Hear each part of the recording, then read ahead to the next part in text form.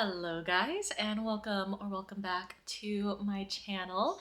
If you are new here, I'm Jen, and my channel focuses mostly on lifestyle and teaching and having my faith intertwined amidst both of those things. But today is a continuation of sorts from my previous classroom management video that talked about mindset and preparation. And today's video is going to be more so about trying to have classroom management consistency in a chaotic classroom. I've got my handy dandy phone here ready with a bit of an outline of sorts of things to kind of take you guys through. Starting with a tiny bit of context though, is that this classroom management video is focused mostly on high school. Maybe you could do these things in middle school, but I can currently only speak from a high school perspective. And this coming school year, I will be entering my 8th year of teaching. I've currently taught for 7.5 years. And even amidst all those years, I feel like I say this all the time when I reference classroom management, but my style for classroom management has changed and progressed since even my very first year of teaching for various reasons.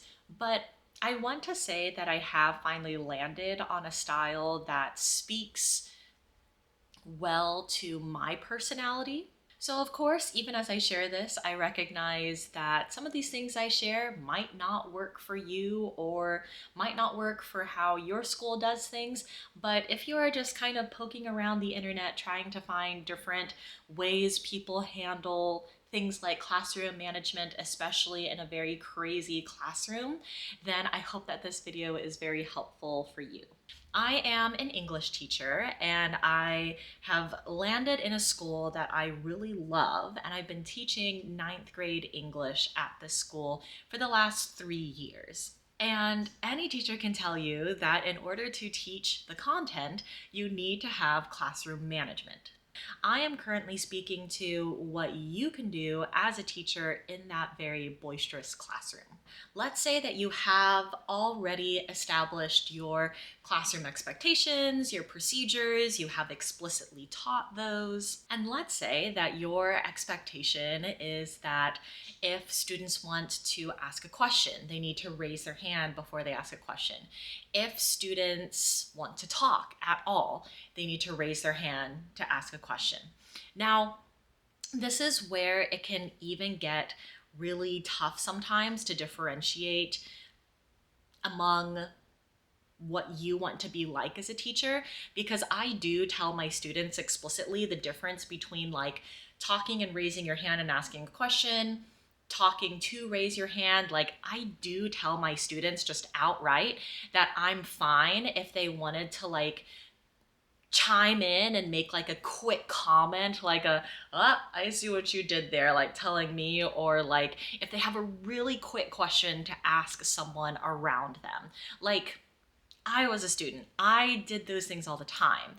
The tricky part is trying to, throughout the year, teach to students when very short, very brief communication like that is acceptable. So I do outright tell them, hey, you want to make a quick comment to your peer? Okay, that's fine. You want to chime in with something timely while I'm teaching? That's fine. I'll let you know, like, if you step on a line. And that is personal to me and with my personality in my teaching. So I understand if you're like, no talking at all. Like, I can understand and respect that. That's just not quite me. And so you've taught those expectations, those procedures. You are keeping up with your teacher presence by dipping into kind of like your lower register of voice, like not really speaking in your higher register of voice very much, kind of keeping that lower tone of voice. Your feet are shoulder width apart, planted, your hands at your side are kind of like clasped at the beginning, at the front of you, your shoulders are back. Like, I mentioned all of these in my most immediate previous classroom management video if you want more details on that. So let's say, you know, that you are doing those things.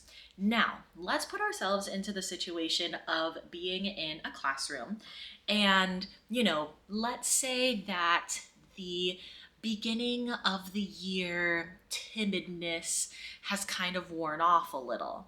let's say that you hear someone talking pretty consistently in the back. You know, as you're teaching, that it's not some quick comment that the student is making to a friend.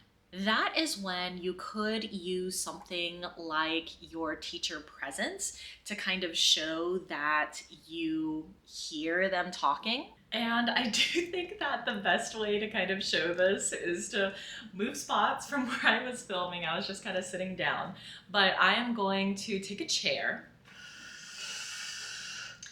and kind of illustrate to you a little bit of what I'm talking about. Okay, so let's say that you are teaching, there's just some extra chatter going on in the background of the classroom, and you know, maybe this is a more so like lecture style lesson, so you are doing some consistent teaching. Let's say that Susie over here is talking. Something you can try at first, and I'm kind of thinking of levels of classroom management so that you can kind of see how it goes. So let's say there's just regular talking. You're teaching, you're chatting.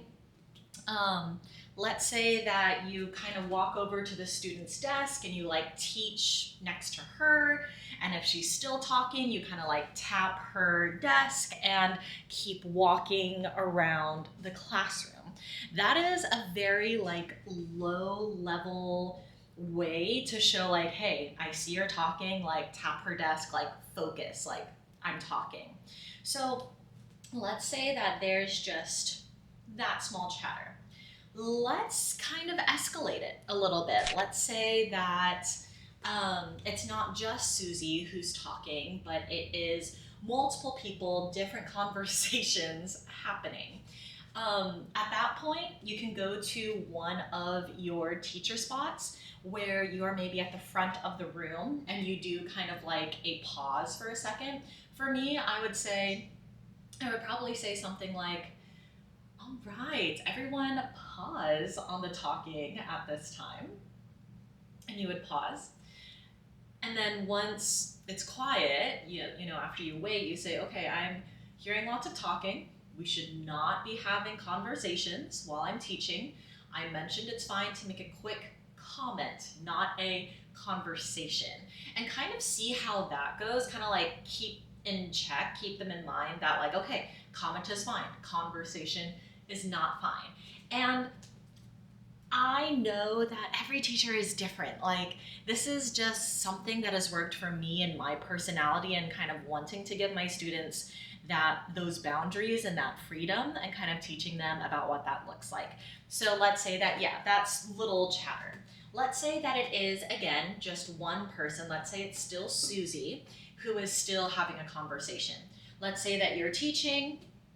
It is really difficult to kind of have one-on-one conversations with students while you're teaching. But in this case, if she's still talking, you can be right next to her again, kind of like crouch down a little bit, kind of be next to her, not necessarily in front of her, like looking down at her, but just try being next to her. That body language can kind of try to communicate to Susie that you're not trying to talk down at her. You're just kind of trying to be next to her a little bit. So I'll say like, hey, is everything okay over here? And do you need anything? Kind of taking it from that way of like, hey, is everything okay? Like, do you need something? Instead of, hey, stop talking, like right away. Like, do you need something? Can I help you with something? And she would say like, oh, no, like, I'm okay. Then you would say, all right, then you need to focus and not have side conversations. And then kind of keep going. I know it really is awkward trying to have that kind of conversation with a student while you're teaching. But if you have the bandwidth to do that, I would recommend to do that. And this is kind of what I would call like, and what Claire English in her courses have said, this is kind of like what we call putting out like spot fires, kind of putting out those little fires of talking individually as you can. Because unfortunately, sometimes in a like boisterous classroom, sometimes it's just 3 or so students who don't want to listen. They're maybe having their own side conversations. And I'm talking about that kind of situation. So let's just say that Susie is still not done talking. At that point, you need to go back to her again and say, hey, Susie, I've asked you before. You really need to not talk. I don't want to have to do a referral for you, but your choices are to either stop talking and focus, or you can keep talking and get a referral. Your choice. And then kind of keep going. My school has it set up to where teachers give out what's called referrals. And the progression of the referrals goes as a minor referral, which when you write those, it really is best and recommended and said that you need to call the parent as well when you do a minor referral. A minor referral does not result in a detention or in-school suspension or anything like that.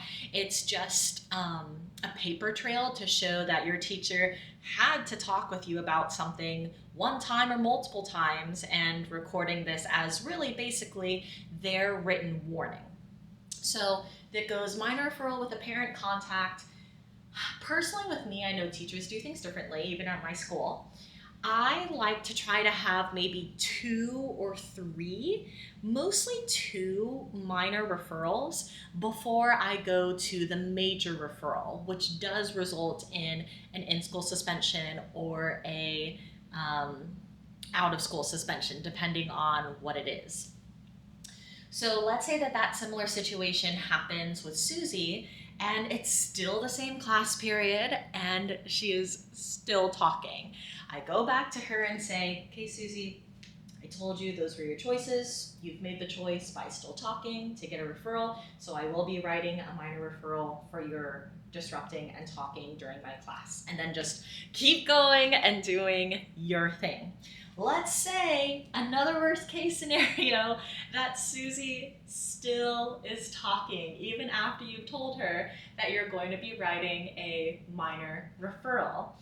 At that point, go to her again, say, hey, if you keep this up, your choices are to, sit with your minor referral, focus, or if you keep talking, I will need to write a major referral for you and have the dean escort you out. And then at that point, if she keeps talking, you need to follow through. And in my case, we have deans who come in to remove a student from the classroom. Because guys, when it comes down to it, if you've been following my channel at all, maybe you can see that this is kind of my personality. But I'm a generally very happy person. It's both in personality and because of my faith in the Lord. That really contributes to me just being a generally happy person.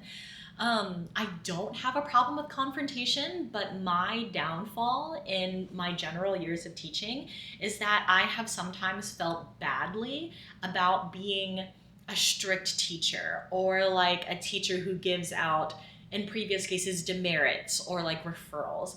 But guys, our classrooms are supposed to be environments where we can teach our students.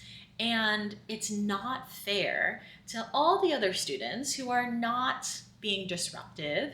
It's not fair to them, for me and for you in your case, to have to keep stopping and keep talking to the same student who keeps on just wanting to have a conversation.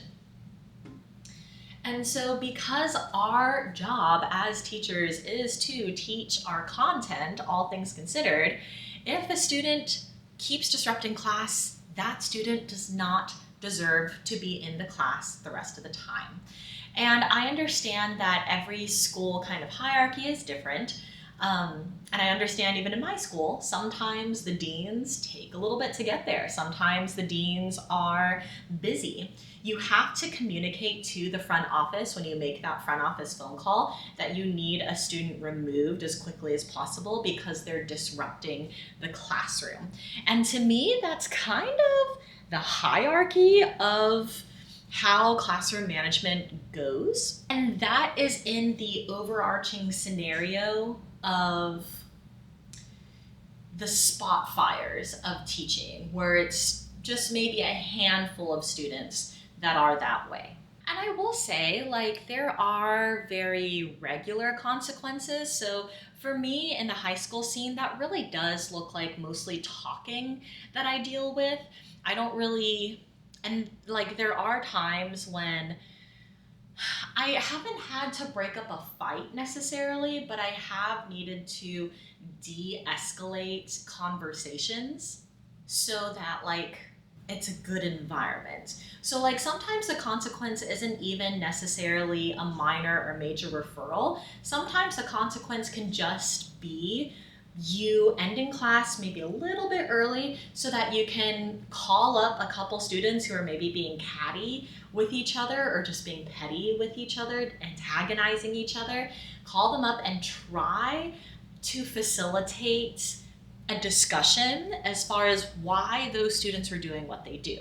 Yes, as a teacher, we are supposed to teach, but also we can't help it. We do teach them life skills as well, especially when it comes to regulation and self regulation, such as no, you can't make fun of another student in this class. We're not having that kind of environment in here. Like, make fun of them, like, in the sense of you can tell it's like bullying, you know? Like, it's not just friends being sarcastic with each other, like, it's people actually antagonizing each other. And so sometimes it's just you as a teacher needing to facilitate those discussions so that maybe there's not an apology, but at least both sides can see, okay, do you see where this person is coming from? Okay, do you see where this person is coming from? Can you both agree that we cannot be having these conversations in class? And then hopefully you get like a, yes, I understand, like, okay, be on your way. And then in that case, if that happens again, then that can be grounds for minor referral. They're antagonizing each other. You can put that in the note and you could say that it's disrupting the classroom environment. Because in that case, I mean, it really can be, especially if that's the case for what the situation was. So when it comes to those little spot fires, I kind of showed you the things that I do. Now, all of this, please keep in mind, should be shrouded in that or underneath that umbrella of you are continuously trying to build relationships with your students. A classroom management style that is more socially, emotionally informed, like what I try to shoot for, is one where you do constantly try to build relationship with your students. See the student as a person, not just another one of your students. Ask them as they come in how their day is going. Try to find if it's a more like work day-esque day. Try to talk to different students, get to know them so that you can show them that you want to get to know them and help them. You're not just a, well, no talking and this and this and that. That's just my personal take on that. So you're constantly trying to build relationships with your students. And so I get it. You might be thinking, okay, Jen, that sounds well and good and all, but what about those really chaotic classrooms? And guys, even I should have said this at the beginning as well, but I know I am not a classroom management expert. We can only speak from each of our own experiences. With the different groups of students that I've had, some of them truly do not care to be in school at all. And some of them truly are not even really supported at home, if they even have a home. And so with the students that don't care about school, they can be sometimes especially hard to teach. Students who don't care, students who are not supported at home, students who might not even have a home. These are truly the realities that high school students face, whether it's the whole year or just parts of the year. And something that I have had my eyes open to upon entering public schools is that those students go through a lot. And it's not like that means that we teachers need to have on a like savior complex, or oh, we got to save the students. That's not necessarily the mindset that I take on, but it's more of a, okay, I want to be aware that some students are going through this. So I try as much as possible, and Claire English put this as well in her courses, to try to be as curious as possible. Try to keep the curiosity. What I mean is try to stay curious about why students are doing what they're doing. Let that, as well as compassion, try to make that as much as possible be your mindset toward trying to teach those students that are disruptive and that clearly don't want to be in the class. Try to keep that and approach with that kind of mindset and paradigm, way of seeing things, rather than right off the bat being like, you're a problem child and you always cause me problems and you're always disruptive and yada, yada, yada.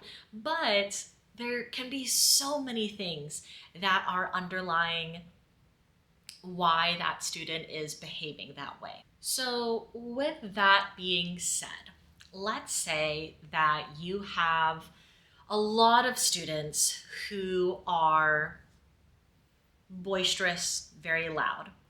I try as much as possible not to raise my voice too much at my students at all. Any of my students will probably tell you that they feel like they have never seen me mad or have never seen me actually yell at them, because still, to me, even though I'm going into like my 8th year of teaching, it takes a lot for a kid to get kind of the yelling out of me.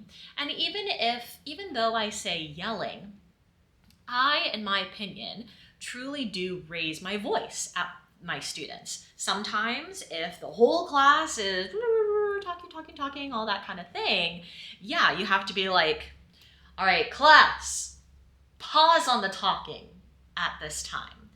I know it sounds dumb. I did my little call in my previous video, but really it has worked for me. But like, there is an element where you need to put that like level of authority definitely in your voice. Lower the voice, project the voice, put your hand signal to show that you need to like them to stop talking. Like, the class sometimes needs a hard reset. And for me, that has often worked. Once you like put it out there, like, class, pause on the talking, like that kind of thing, then you're able to, at that point, hopefully reinstitute class expectations. And then at that point, if you really need to do a thing where like even no comments from students, no pitching in, like you all need to listen for these next few minutes, and then I'll let you know when we've, handled ourselves well, know we can control ourselves, then we can go back to our regular kind of class. And at that point, if a lot of students are still talking, that is, in my opinion, unfortunately, when you do need to pull out those consequences. You could say, when you like get their attention, being like, this is your last warning of, if you are disrupting the class with your talking, you're getting a referral. So at that point, you do need to let students know if they're like on your radar of getting a referral. You can go to those students and, in that very similar way that I showed before, let them know, okay, your choices: focus and be quiet, or talk and get a referral. Like, make that clear that those are their choices in this matter. And I would love to hear what any teachers have to say in the comments. Truly, this has been something that has worked pretty well for me. And I know that my style even might be like grating on the ears of some who do not run their classroom like me. And that's valid. The point is, We just need to have classrooms where we teachers can teach our content. And truly, in my opinion, I think that can look so differently for everyone, whether you're stricter than I am or freer than I am in some ways. Allow me to also say and beg you almost to please do not engage in power struggles. Please do not. I have stories on stories of when I engaged in power struggles as a teacher, especially since I switched from private Christian schools to public schools. And power struggles just, in my opinion, never end well. It's some students thrive in power struggles and are so eager to prove to their peers that they're not afraid to buck against authority. And don't get me wrong, I understand that as educators, we do want kids to question things. Like, we're training them to be critical thinkers. So yeah, not necessarily being, or not at all, like not at all being robots, but thinking for themselves and teaching them that, yeah, it is okay to question authority, but how you go about that also speaks volumes on your character. So don't engage in power struggles. It is not worth it. Just talk privately, give them their options, walk away, and be consistent with whatever consequences that you might have shared. And that is all I have for you guys today. Thank you so much for watching. If you are a fellow teacher, I would love to hear what grade you teach, what subject you teach, any other tips about classroom management, any comments on anything that I might have said that you agree or disagree with, and I would love to hear those from you. If you enjoyed this video, don't forget to leave a like and subscribe to this channel. I would greatly appreciate it. Thank you again so much for watching. I really appreciate you, and I will catch you guys in my next video. See ya.